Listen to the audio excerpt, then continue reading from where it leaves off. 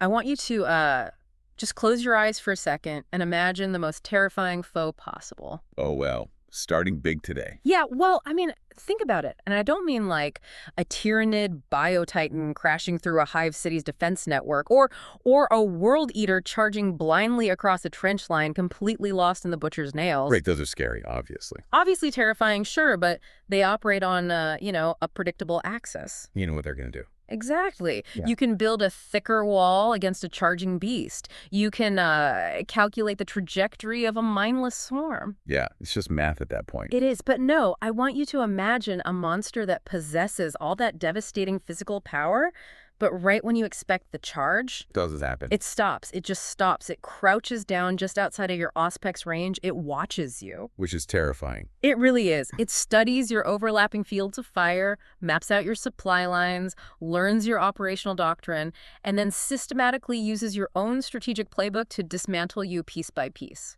Yeah, that fundamentally changes the entire threat matrix. Completely. Because, we are conditioned to fear the unknown. But there's something far more unsettling about a savage force that suddenly demonstrates extreme patience. Right. We expect our monsters to act on instinct.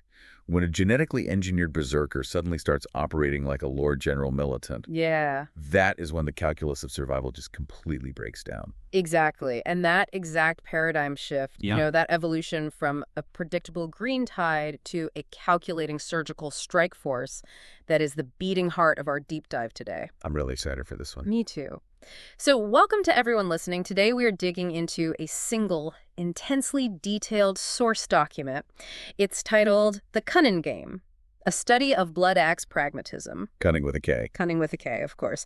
And our mission today is to completely upend how you perceive the orc race in the 41st millennium. We're throwing out the stereotypes. Yes, exactly. We are bypassing the roaring goths. We're skipping the ostentatious bad moons to focus entirely on the schemers, the pragmatists, and really the most fiercely adaptable greenskins in the galaxy, the blood axes.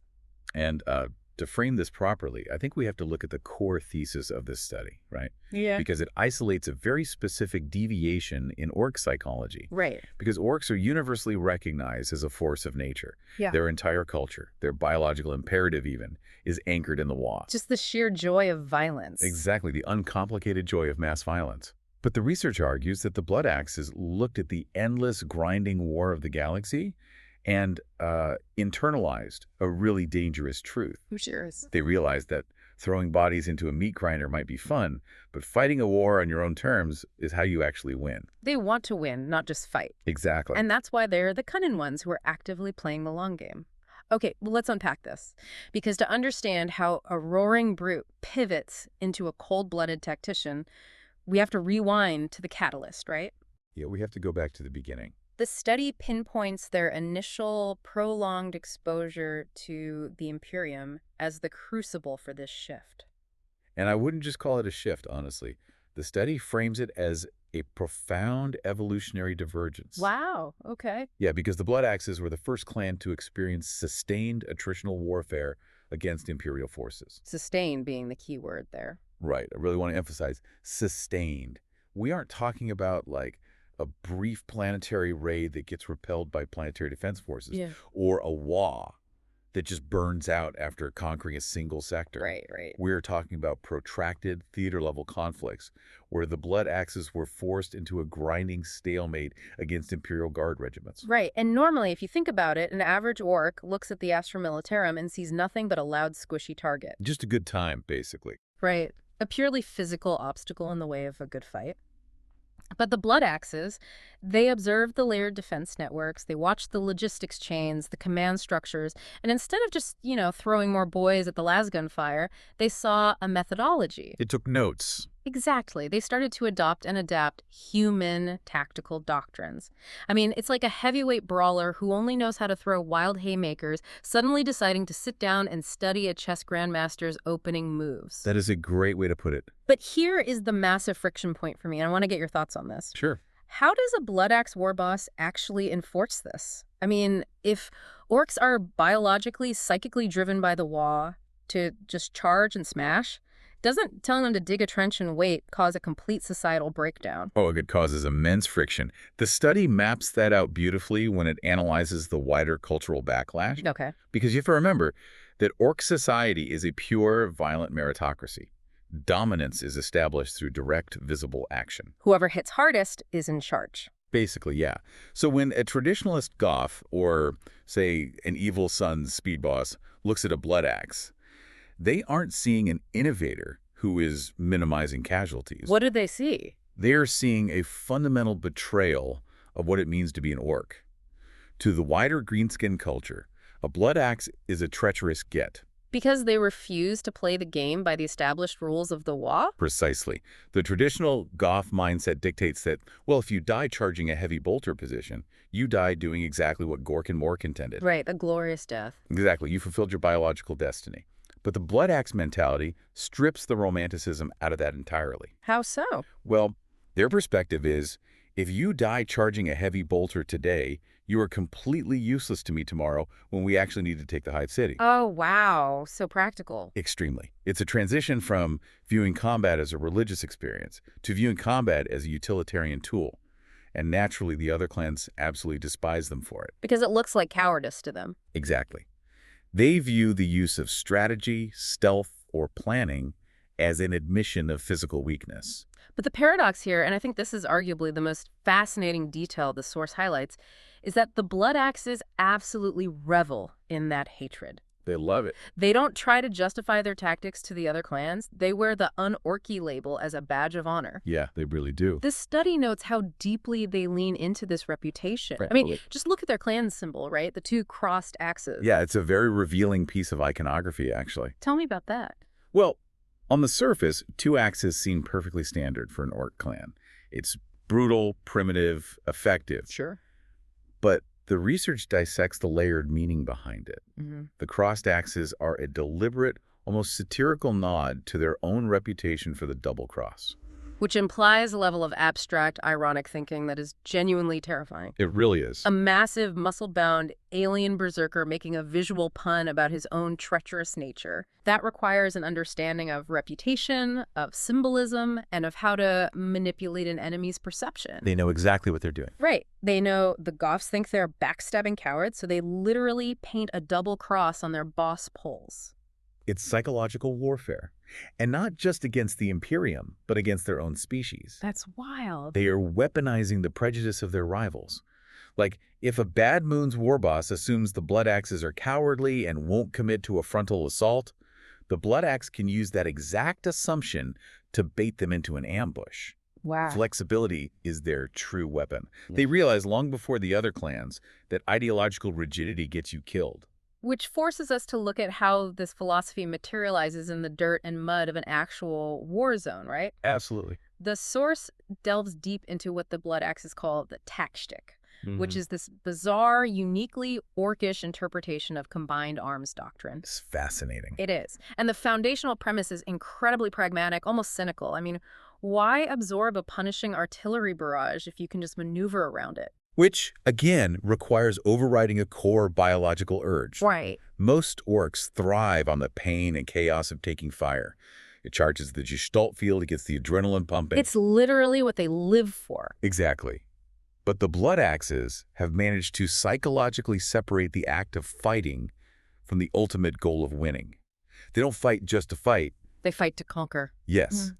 And you see this most starkly in their adoption of camouflage. Oh, this part blew my mind. It is deeply offensive to traditional orc sensibilities. Well, yeah.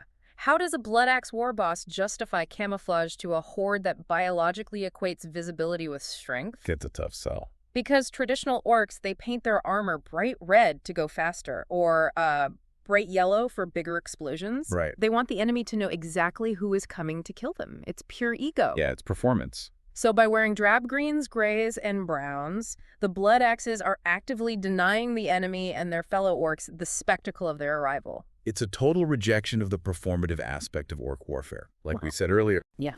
When a Goth paints his armor black and white and charges screaming across the battlefield, he is making a declaration of absolute dominance. He is daring you to stop him. Right.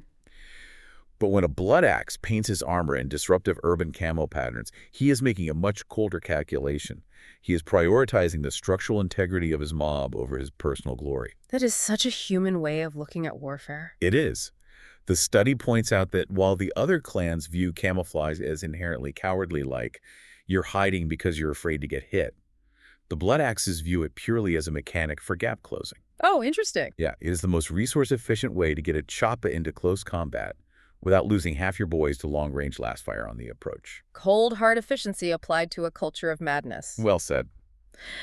But camouflage is just the tip of the iceberg, right? Because Yeah. the study isolates a concept that is practically heretical to the greenskin mindset. Oh, you mean the tactical retreat? Yes. Yeah. Tactical retreat. Heretical is the right word. In the wider context of orc psychology, stepping backward is the ultimate taboo. It's just not done. Never. It is an admission of defeat. If an orc turns his back on a fight, he loses his standing, he loses the respect of his mob, and he will likely be killed by his own knobs for being weak. Jeez. An average orc would rather be reduced to ash by a melt-a-gun than take a single step in retreat. But the blood axes are different. Very. The research explicitly details how blood axes have normalized the tactical withdrawal. When a front line collapses, or when an Imperial defensive position proves too entrenched, they don't just mindlessly feed bodies into the meat grinder. They pull back. They pull back. Because they have uncoupled their ego from the immediate outcome of that specific skirmish. Exactly. They have mastered a concept that is alien to their species, losing a battle to win the campaign. Wow. They view a retreat not as a defeat, but as a pause button. Right. It's an opportunity to fall back to a defensible position, rearm, analyze the enemy's firing patterns, and return from an unexpected vector. That requires an astonishing level of impulse control. It really does. And think about how that completely breaks the Imperial defensive playbook. Oh, it ruins it. Right. If an Astra Militarum commander is holding a trench line against traditional orcs, the math is simple. You know what's coming. Yeah. You calculate your ammunition, you establish overlapping fields of fire, and you hold the trigger down until the green tide stops moving. You just have to outlast their bodies. Simple attrition. Exactly. But if you hold that same trench line against a Blood Axe warband and you start inflicting heavy casualties with your heavy bolters, well, not ... but, they just vanish. They just melt away. Yes, they melt back into the fog of war, and suddenly that Imperial commander is paralyzed. You don't know if they are routing or if they're flanking your left side or if they are currently sabotaging your Prometheum reserves right behind your lines. It shifts the engagement from a test of endurance to a test of tactical acumen. And this is where the study highlights the true danger of Blood Axe leadership. Because their war bosses aren't just the biggest and the strongest. Right. They are often the most strategically gifted. They don't just point a power claw at a fortress and yell charge. What do they do instead? They coordinate multi-pronged assaults. They use vanguard units to feint a frontal attack while their main force hits a vulnerable supply depot. That is so advanced for an orc. It is. The study even provides tactical breakdowns showing how Blood Axe war bosses have successfully challenged the Tau Empire in theater-wide engagements. See, here's where it gets really interesting because the Tau operate on a completely different level of strategic warfare. Oh, absolutely. They rely on Kayan and Montka, the patient hunter, and the killing blow. Right, the core of their doctrine. Yeah. They are the undisputed masters of dynamic, highly coordinated ranged warfare. They are literally designed to outsmart and outmaneuver aggressive enemies. So to read that a Blood Axe war boss can sit over a hollow map and actively counter a Tau commander's grand strategy, I mean, it completely shatters the idea that orcs are just mindless thugs. It forces you to confront the sheer terror of calculated aggression. Yeah. Because the Tau doctrine relies heavily on predicting enemy behavior. Right. They set traps based on what they think you'll do. Precisely. When a Tau commander faces an orc Wa, they anticipate a frontal, disorganized rush. They set up Kunnin traps, these layered killing fields designed to draw the orcs in and annihilate them in a crossfire. And it usually works on other orcs. It works perfectly on other orcs. But a Blood Axe war boss sees that open field, recognizes it as a trap, and completely flips the script. How so? Instead of charging the beat, they wait for nightfall. They send commandos to silence the Pathfinder spotting teams. Wow. They use captured artillery to blind the Tau sensor grids, and then they launch a mechanized assault directly into the Tau flank, bypassing the killing field entirely. That is brilliant. They don't just beat the Tau with strength. They beat them at their own game of prediction and counter-prediction.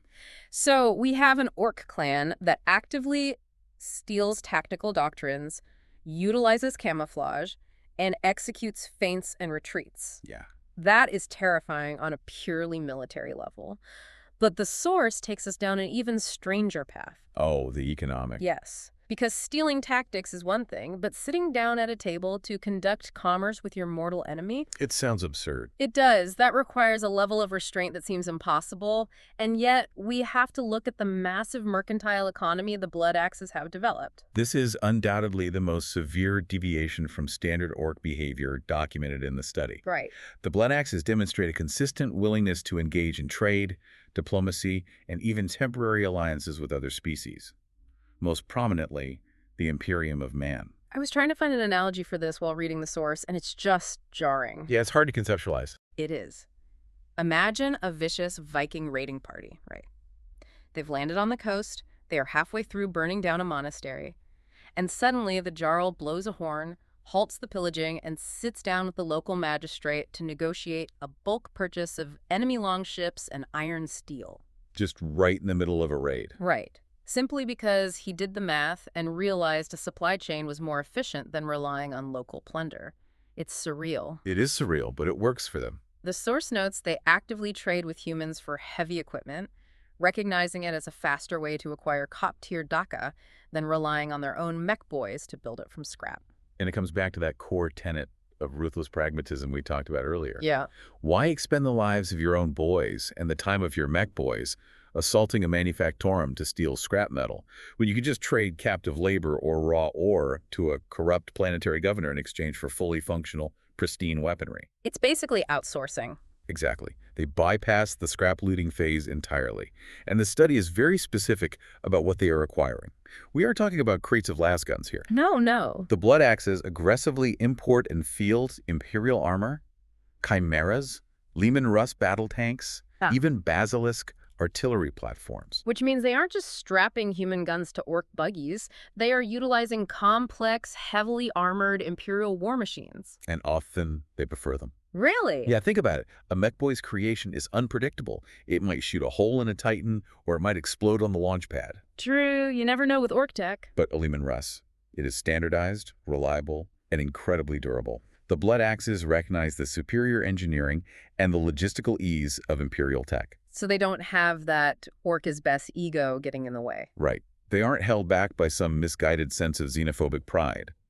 If a human artillery piece has a longer effective range than an orc lava, the Blood Axe war boss will integrate the basilisk into his firing line without a second thought. Okay, but this raises a massive logistical and philosophical question for me. Go for it. I can understand a corrupt, desperate rogue trader selling some surplus tanks to an orc for profit. That makes sense in the 40K universe. Yeah, that happens all the time. But the study documents instances where Blood Axes have been hired as actual mercenaries by the Imperium. Yes, they have. They are actively taking contracts to fight other orc clans on behalf of human commanders. It's true. How does an Imperial Inquisitor or a Lord General justify hiring Xenos?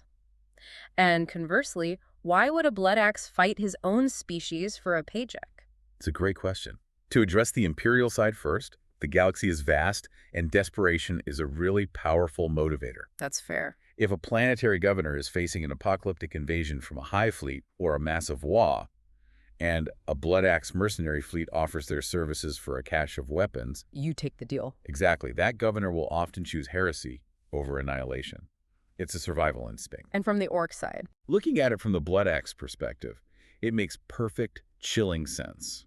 The study breaks their mercenary work down into 3 distinct, highly calculated benefits. Okay, let's hear them. First, it is an incredibly efficient resource acquisition model. They get paid in high-end tech, fuel, and heavy ordnance. Right, they get paid to do what they love doing anyway, fighting. Exactly. Yeah. Second, and maybe more importantly, it provides them with a subsidized proving ground. Oh, interesting. It allows them to field test their evolving tactics against traditional greenskin tactics.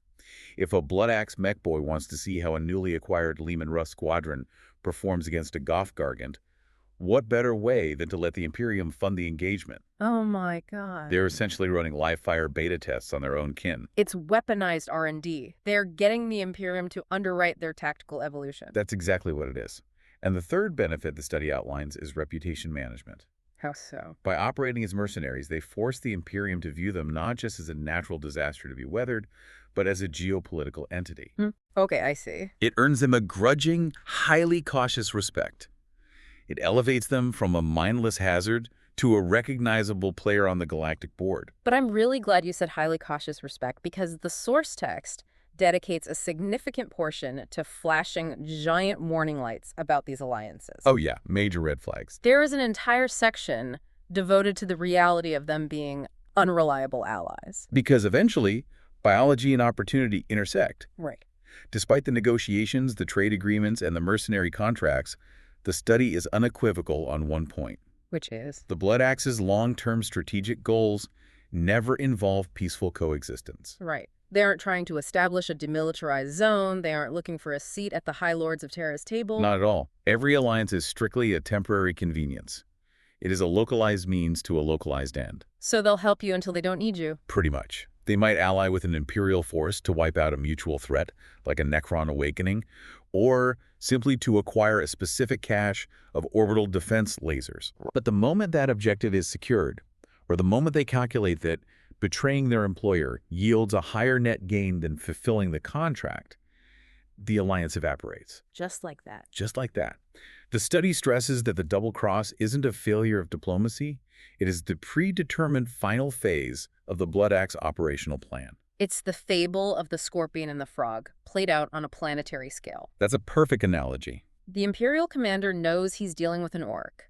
The Ork plays the part of the reliable mercenary, follows orders, holds the flank, helps wipe out the enemy. They do the job. But the absolute second the contract is fulfilled, the Vox channels go dead, the business suit comes off, and the chain axes rev up. Every single time. And what's brilliant is that this inevitable betrayal is hardwired into their survival strategy. Because it ensures they maintain the initiative. Explain that a bit more. Well, if the Imperium ever truly believed a Blood Axe contract was ironclad, they might figure out how to perfectly control or marginalize them. Right, they'd use them as a permanent tool. Exactly.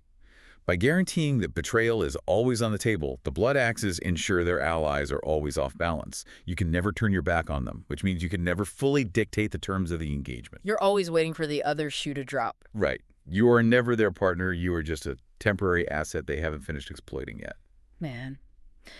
So if we take all of this, the adoption of human tactics, the rejection of honorable combat, the ruthless trade economy, and the weaponization of betrayal, we have to look at the final section of our source material, the ultimate realization of all that. Right. How does a culture built on this specific brand of cunning manifest in specialized military roles? Because the study points to very specific lore and tabletop reflections that prove this isn't just a few rogue war bosses, but a systemic evolution. Yeah, the study highlights that the Blood Axes are the primary incubators for two of the most dangerous, highly specialized infantry units in Ork society. And those are commandos and storm boys. And these aren't just regular boys with different weapons. They represent a fundamental rewiring of the Ork approach to combat. And the commandos are really the ultimate expression of the tactic. Oh, absolutely. These are elite infiltration units. They operate behind enemy lines. They specialize in sabotage, assassination, and silent strikes. Very un-Orky things. Very.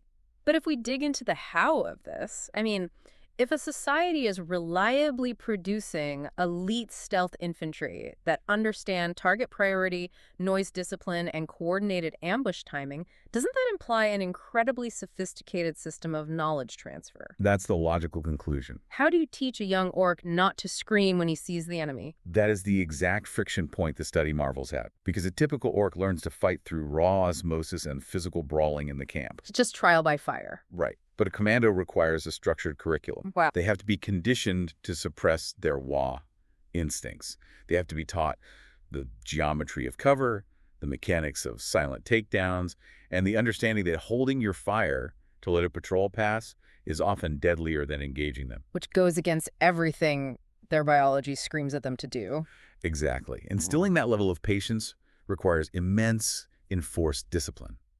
The fact that Blood Axe culture can cultivate this discipline, that they can train these units in dedicated camps and deploy them with surgical precision, proves that they have transcended mere instinct. They've actually built something lasting. They have developed a formalized military doctrine. And then you have the Storm Boys, which is where orc psychology gets truly fascinating to me. Oh, the Snorm Boys are great. Right.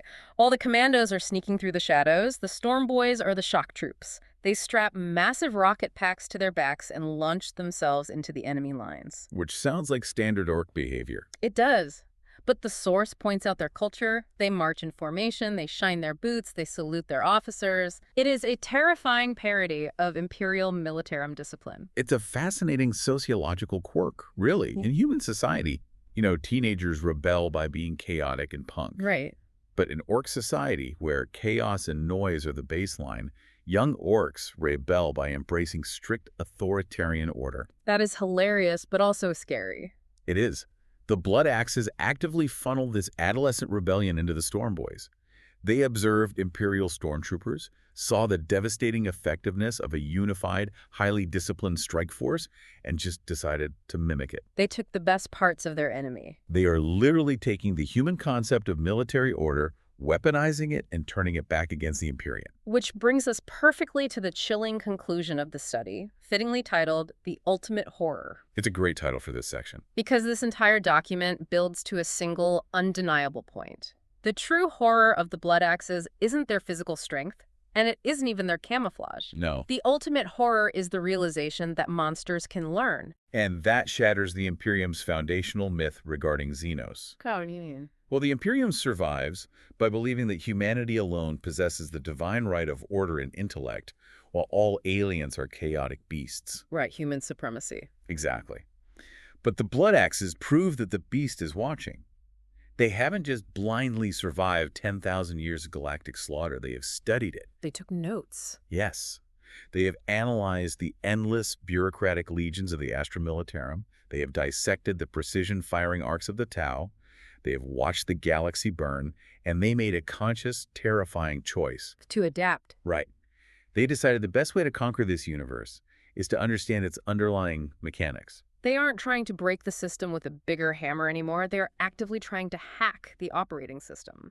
That's exactly it. The study frames them as a grim reminder that in the 41st millennium, the apex predator isn't necessarily the one with the thickest armor or the most devastating artillery. No, it's not. The true apex predator is the one who is unburdened by dogma, who is willing to look at the rules of the game, learn them, and then brutally exploit them. It completely inverts the galactic power dynamic, if you think about it. Yeah, it really does. Because the Imperium of Man is a monolithic, decaying institution paralyzed by 10 millennia of religious dogma and rigid tradition. It can change? No. If an Imperial Guard tactic fails, they just throw a million more men at it because the Codex demands it. Right. But the Blood Axes are the antithesis of that rigidity. They are infinitely fluid. If a frontal assault fails, they flank. Exactly. If an enemy tank is better, they buy it. If an alliance serves them, they sign it. Right. They are an adaptable virus thriving inside a stagnant, rigid machine. Wow. So what does this all mean for you listening right now? We usually comfort ourselves, both in our own history and in our science fiction, by believing that adaptation, innovation, and complex strategy are the exclusive domains of advanced or civilized societies. The good guys, so to speak. Exactly. The humans, the high-tech aliens, the enlightened empires. We tell ourselves that the brutal, warlike savages out beyond the borders might be physically imposing, but they are ultimately simple, and therefore they can eventually be outsmarted. It's a comforting thought. It is. But if this study proves that the most biologically aggressive, warlike force in the galaxy is perfectly capable of overriding its fundamental nature to observe, to learn, and to consciously evolve its military doctrine, what does that say about the ultimate fate of the galaxy? It's a bleak prospect. If the monsters in the dark are no longer just trying to flip the board, but are actively mastering the rules of the game to beat us at it, are the civilized factions already obsolete? That's the real question. If the monster waiting in the brush is infinitely more patient, more observant, and more adaptable than the soldier standing on the wall, who really holds the advantage? And that is the existential dread the Blood Axes represent. They force us to ask whether civilization itself is an evolutionary advantage, or if it is just a set of predictable, rigid habits waiting to be systematically exploited by a cunning predator. A truly terrifying thought to leave you with. Thank you for joining us on this deep dive into the minds of the Blood Axes. Keep questioning your assumptions, keep an eye on the shadows, and we'll see you next time.